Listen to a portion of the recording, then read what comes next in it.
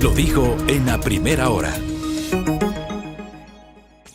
Seguimos 7:43. Desde el día de hoy, jueves 28 de julio, las instituciones públicas podrán, de acuerdo a sus propias necesidades, disponer que un porcentaje de sus servidores se mantengan de forma presencial, garantizando la dotación de los servicios públicos a la ciudadanía, y otra parte migre al teletrabajo en atención justamente a este aumento de contagios que realmente nos tiene muy preocupados, ¿no? Hay mucha gente contagiada, muchísima gente, estoy seguro que en el entorno de ustedes lo habrán notado, nosotros lo hemos notado justamente de gente contagiada con COVID en esta nueva ola, y pese justamente a las vacunas. Las vacunas han logrado minimizar el impacto. No ha habido, digamos, un incremento exponencial de los casos de hospitalización y de UCI, ni tampoco de fallecidos. Pero sí hay una preocupación por el incremento de los contagios y se ha tomado esta decisión. Así que acudamos al especialista. La doctora Carola Cedillo nos atiende ahora mismo de modo telemático. Ella es pediatra infectóloga. Ella ha sido una de las voces, conjuntamente con otros especialistas, que a lo largo de estos 2 años de pandemia nos han permitido enriquecer nuestro conocimiento sobre el COVID y sus consecuencias. Doctora Carola Cedillo, bienvenida, buen día. Le saludamos Belkis Sánchez y quien le habla Fabricio Vela. ¿Cómo le va, doctora? Buenos días, muchas gracias, Fabricio, Belkis, siempre un placer compartir con ustedes. Pues todo muy bien por acá, por la cuenca, que está un poquito fría. Sí, yo estuve por ahí el sábado y el sábado no hizo tanto frío en la mañana, en la tarde sí cayó una lluviecita. Oiga, doctora, ¿cómo ve usted este escenario? Quisiera empezar el diálogo con su análisis sobre lo que estamos viviendo ahora mismo. Esta nueva ola, ¿se le puede llamar nueva ola, rebrote? ¿Cómo se llama lo que estamos viviendo, doctora Cedillo? Sí, aparentemente cursamos una nueva ola para COVID-19. Esto ya venía viéndose en otros escenarios internacionales, así que era un poco predecible que esto pueda pasar también acá en nuestro país. ¿Qué ha venido sucediendo? Si bien tenemos una vacunación con la que se avanzó importantemente en Ecuador, tenemos algunos otros factores por lo cual estamos atravesando ahora esta situación. ¿Cuáles son esos factores? A ver, tenemos vacunación, sabíamos que la vacunación previene principalmente los temas de no tener COVID hospitalario, que se reduzcan esos casos más graves, complicados, que no se desborde el sistema de salud en esta parte de atención hospitalaria, pero obviamente las vacunas sabíamos desde el inicio que no lograban ese efecto de prevenir como tal la infección, el que se contagie la gente como tal. Las infecciones graves sí, pero no el contagio como tal. Por ende, habían otras medidas que había que seguir tomándose en cuenta para evitar un nuevo oleaje de casos. Bien, por otro lado, sabemos también que hay una población que todavía no ha podido vacunarse en cuanto a lo que son los refuerzos, ¿no? Es una población importante. La primera y segunda dosis tuvo una buena acogida a nivel nacional, pero en cuanto a lo que son refuerzos, la tercera dosis o la cuarta dosis como tal también, que ya pueden aplicarse varias personas, no ha sido colocada, ¿no es cierto? Porque, bueno, no ha habido esa suficiente adherencia por parte igualmente de la ciudadanía. Pero adicionalmente hubo cambios en las restricciones, ¿no es cierto? Hubo esta situación de que la mascarilla no sea ya permanentemente obligatoria. Son situaciones que hacen pues que nuevamente puedan haber esta circulación aumentada del virus. Y adicionalmente hay las mutaciones, que estas son cosas que realmente no se pueden limitar en cuanto a lo que es el virus. Las mutaciones del virus van haciéndose. Ahora tenemos la subvariante de Omicron, BA5, que está aparentemente en la mayoría de países que presentan este nuevo oleaje, haciendo pues este efecto. ¿Qué podemos hacer? Pues definitivamente las medidas que sí nos corresponden a nosotros, que no tienen nada que ver con el virus, pues hacerlas para definitivamente disminuir la cantidad de contagios que estamos teniendo. No hay que tener esta perspectiva de, bueno, estamos vacunados, ya no nos pasa nada, no estamos viendo muchos hospitalizados, hay contagios, pero esto no es un problema mayor. Sí es un problema. La situación que se viene viendo en los estudios internacionales es el hecho de que las reinfecciones repetitivas conllevan al COVID persistente, al COVID largo como tal, sí, y pues obviamente tener morbilidad, es decir, complicaciones en una misma persona a largo plazo debido a las reinfecciones, va a ser una problemática también importante. Por ende, no hay que minimizar esta nueva ola de contagios.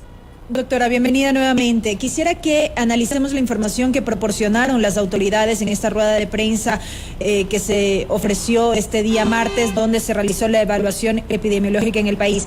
Se dijo que en las últimas 3 semanas se realizó precisamente la evaluación correspondiente y se concluyó que los contagios aumentaron principalmente en grupos de 15 a 19 años y niños menores a 1 año. ¿Cómo entender este fenómeno?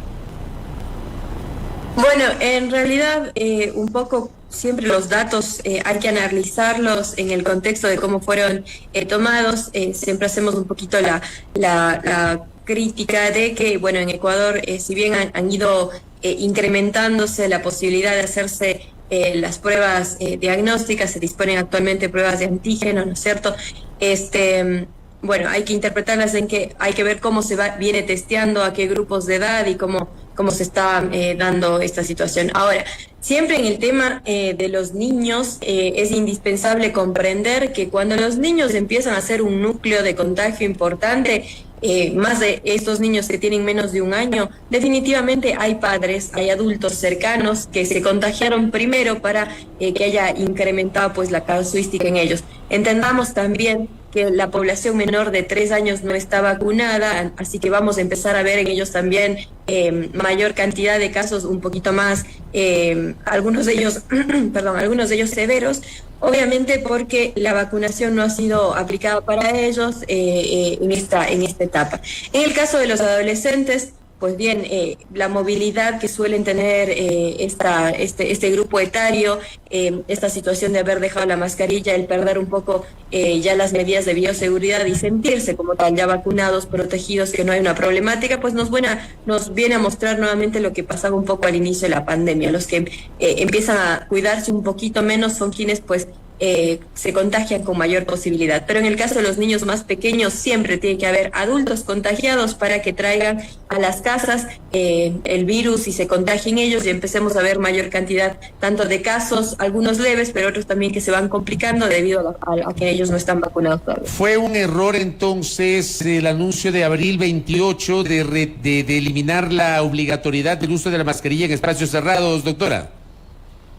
Yo creo que siempre hace falta esa crítica necesaria y por parte del área sanitaria hubo varios posicionamientos en cuanto a que era una medida que realmente no estaba complicando la situación de la ciudadanía, ya estábamos adheridos a una mascarilla, ya la habíamos aprendido a convivir con ella definitivamente, y pues obviamente no estaba de más mantenerla, así los casos hayan disminuido, así hayamos estado en un momento de la pandemia que estaba más controlado. La verdad que se entiende que las medidas son fluctuantes, que no pueden ser estáticas, pero en el caso de la mascarilla era una de las medidas que realmente no estábamos de acuerdo en que sea posicionada como que era una situación opcional, de si quiero me pongo, ya no está pasando nada. Realmente esa es una situación que vale la pena analizar y decir ahora a la población.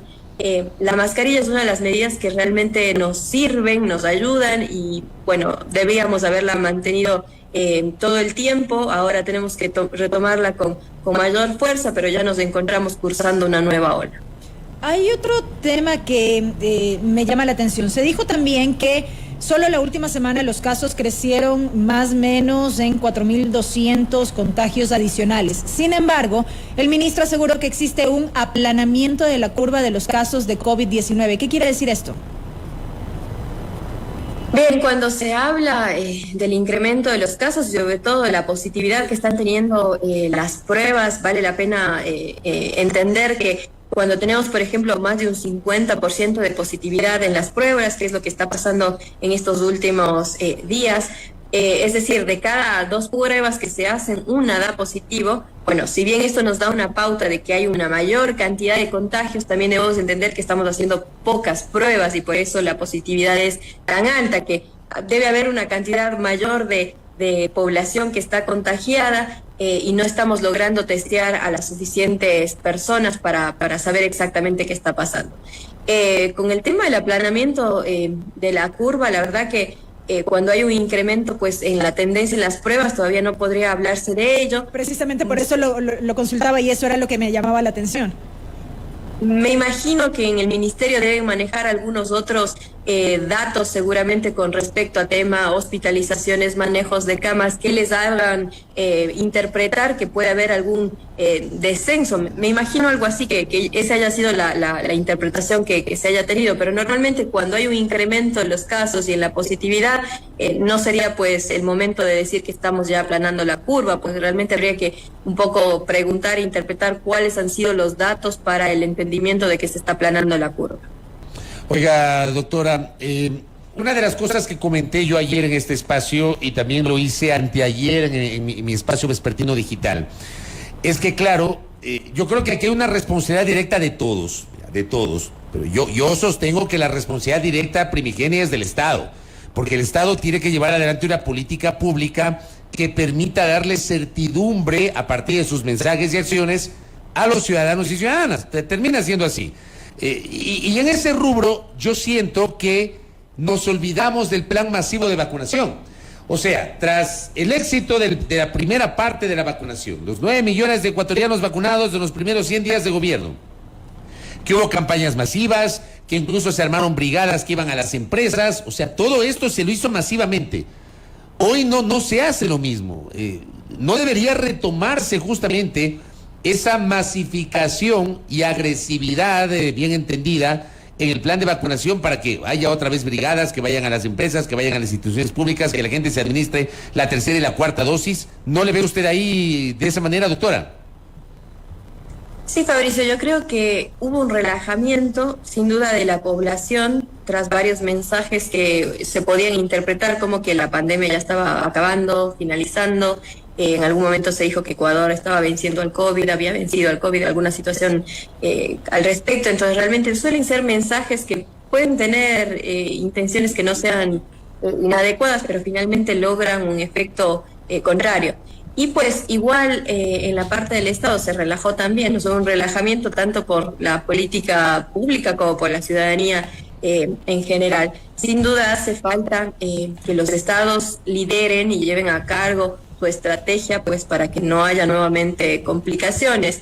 Es cierto que los números en cuanto a la hospitalización, en cuanto a los casos graves como tal, no vienen siendo los mismos del inicio de la pandemia, claramente porque estamos vacunados, estamos en un escenario mejor, estamos mejor, pero como les decía, ello no quiere decir que no van a haber entonces casos graves, que no puede llegar a complicarse en algún momento nuevamente el tema del abastecimiento del sistema de salud como tal, las camas, la disponibilidad de las hospitalizaciones. Por ello sí es importante, sí es necesario, es una urgencia que se retome esta situación de la vacunación. Como les decía, la vacunación no es la única medida, porque cuando vacunamos en forma masiva y si logramos hacerlo nuevamente, lo que vamos a evitar es que estos casos más vulnerables, los que tienen factores de riesgo, los que seguían desde el inicio de la pandemia siendo los que podían complicarse, después de haber pasado cierto tiempo ya de la vacunación empiezan a declinar esas cantidades de defensas, por decirlo así, que es necesario esos refuerzos. Entonces, claro que tenemos que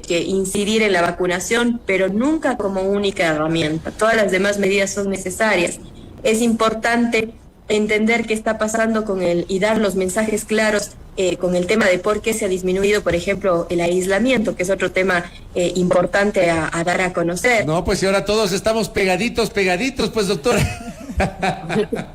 Claro, pero también con el tema, por ejemplo, este tema de que se ha disminuido el aislamiento en cuanto a que si me da COVID en 5 días, aparentemente yo ya puedo retornar a mis actividades utilizando la mascarilla. Este mensaje puede entenderse por ahí, bueno, ahora es más simple, ya no se contagia tanto tiempo, después del 5.º día ya no contagio, y no es así. La situación es que cuando hay una gran cantidad de contagios, realmente se vuelve un poco dificultoso o casi imposible aislar el suficiente tiempo que necesitaría las personas en las partes laborales, ¿no? Eso vimos en los hospitales, cuando habían servicios enteros contagiados. Bueno, hay que ver alguna estrategia para volver a que los servicios no queden desabastecidos. Entonces, no quiere decir que ahora ha disminuido la cantidad de tiempo que uno puede contagiar, sino definitivamente es acerca de la cantidad de contagios que existen, que no permiten que se hagan los aislamientos completos. Lo que sí se ha visto es que principalmente los primeros 5 días son cuando más se contagia, cuando hay este nivel mayor de contagiosidad. Doctora, ahora, los 5 días después, sí. Ahí quisiera que nos detengamos un momentito para hacer varias precisiones. ¿De qué variantes estamos hablando en esta nueva ola? ¿Qué características tienen? ¿Cuánto es el tiempo del periodo o el periodo de incubación? Y estos detalles, porque yo escuchaba el otro día que alguien acudió a alguna cita médica y le dijeron que a los 3 días se podía conocer a través de una prueba que en efecto podía ser COVID, luego de los síntomas y demás. Detalles y precisiones sobre esto, por favor. Bien, las variantes de las cuales actualmente se hablan, bueno, tienen que ver todas con Omicron, con sus subvariantes, BA2, BA3, BA5 como tal. Bueno, en Ecuador, cuando se vayan haciendo las determinaciones de cuáles son las más prevalentes, vamos a tener mejor conocimiento. Pero en general a nivel mundial se habla de el nuevo oleaje es con BA5, es la variante de Omicron.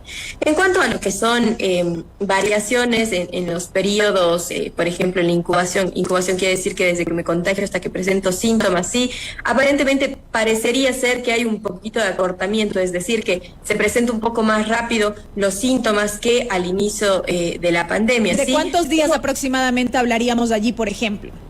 Sí, la incubación en general no ha cambiado este tema de que sea más o menos 48 horas como el mínimo normalmente, ¿no? Pasan las 48 horas hasta que yo empiezo a tener los síntomas. Ahora, lo que se decía al inicio de la pandemia es que hasta 14 días. Ese número parece haberse acortado en estas nuevas variantes como tal. Parecería ser que la amplia mayoría de personas presenta síntomas antes de los 7 días y principalmente en los primeros 5 días como tal. Por eso un poco se toma de referencia este número de los 5 días. Pero pues tienen la posibilidad de presentar todavía, el periodo de incubación puede ser en algunas personas un poquito más largo, aunque en la amplia mayoría sea menos de la semana que ya se presenten los síntomas como tal. ¿Qué decir dentro de los mensajes que recibimos? Usted es pediatra infectóloga. ¿Cuántas dosis son para niños de entre 6 y 11 años? Nos pregunta una de nuestras oyentes, doctora.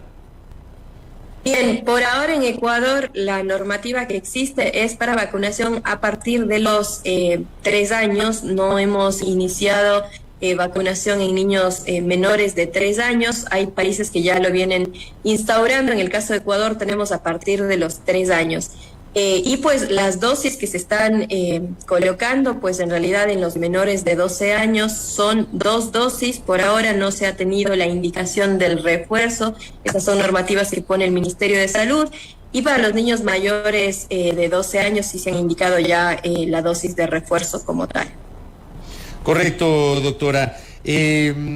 Queremos agradecer, no sé si tienes alguna otra pregunta. Sí, te veo con expresión sí, corporal de que le quieres preguntar algo a la doctora. Sí, nada más. Luego de estos anuncios y el posible regreso al teletrabajo en el sector público y el llamado a usar mascarilla, ¿qué debería ocurrir luego de esto? Luego de estos 15 días en que se evaluará nuevamente las medidas a adoptar, ¿qué es lo que debería ocurrir? Luego de que se ha cuestionado que en su momento se levantó el tema del uso de mascarillas y que pudo haber sido una medida apresurada. ¿Qué debería ocurrir o cuáles deberían ser las acciones que se adopten desde el gobierno nacional? Bien, en realidad tenemos que continuar reforzando, tal cual como mencionaban ustedes acertadamente, el tema de la vacunación. No podemos permitir pues que una estrategia que estuvo bien adherida caiga pues en el tema de los refuerzos como tal. Hay que hacer muchísimo énfasis, hay que llegar con las campañas y mensajes claros para que tenga adherencia a la vacunación como tal, pero adicionalmente no sería otra vez una buena idea el pensar que, bueno, dejemos de utilizar mascarilla porque ya bajan los casos. Conocemos que estas son las olas de COVID. Hay, ¿no es cierto?, un incremento, hay un pico, empieza el descenso y nos relajamos otra vez. Las medidas siempre van a ser fluctuantes, pero lo que nosotros podemos hacer, que es vacunarnos, que es mantener la mascarilla como tal, no debemos pues realmente dejar de hacerlo. El gobierno nacional sí tiene esta obligación de continuar haciendo testeos, de continuar mirando que en los hospitales haya el suficiente acceso para que las personas que llegan a hospitalizarse tengan el manejo adecuado, que haya la vacunación no solo en disponibilidad, sino pues realmente en el equipo que se encuentre desplazándose o haciendo que la gente se adhiera a la vacunación. Y definitivamente la mascarilla no va a estar de más mientras no dé tregua la pandemia como tal. Les hacía este énfasis, por más de que están disminuyendo los casos hospitalizados graves, de que eso no vemos el mismo impacto que al inicio de la pandemia debido a la vacunación, tenemos otros efectos como el COVID largo que sí están complicando a la población en general, y eso no necesita tenerse factores de riesgo. Hay aproximadamente entre un 10 o un 30% de las personas que presentan este COVID largo y que son complicaciones a largo plazo con las que se tienen que lidiar. Por ende, no basta y no es buena idea minimizar lo que está pasando ahora. Hay que mantener las medidas que conocíamos desde el inicio de la pandemia, sin duda con algunas fluctuaciones que ha sido disminuir este tema de que ya podemos trabajar o ya podemos hacer varias actividades, pero sin duda la mascarilla tiene que permanecer por algún tiempo más. Y le comparto la última inquietud de uno de nuestros oyentes. Nos dice, ¿cómo hacer una debida aislación si en mi caso somos 4 en familia? Aislamiento. Aislamiento, así es. Sí, en mi caso somos 4 en la familia y fuimos cayendo cada 2 días cada uno. ¿Cómo nos recuperamos si el virus se mantiene en casa?